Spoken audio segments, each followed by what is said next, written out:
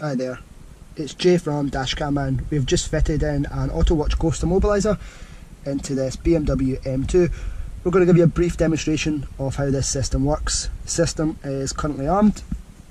If we hit the start button, the vehicle will start as normal. Now what you'll see over here is this vehicle is an automatic. It's a DCT box, and when we move this into drive, the vehicle will cut off. So just watch out to my right over here and watch to my left as well. So we're going to knock it into drive, and what you'll see is the vehicle will cut off completely. If we try and start the car by hitting this button,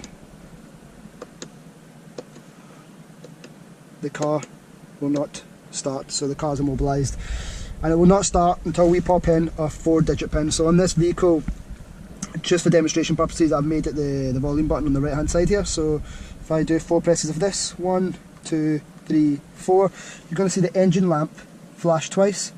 That confirms a code, and that allows us now to start the vehicle as normal. You can also, with this vehicle, you can put this, and with all Ghost Immobilisers, you can put it into service mode. So when you give the vehicle in, it allows the car to be driven back and forwards without the pin entry, so you don't need to give your pin away whenever you pop your car in for an MOT, a service, your standard kind of routine things. Give us a shout if you're after something similar.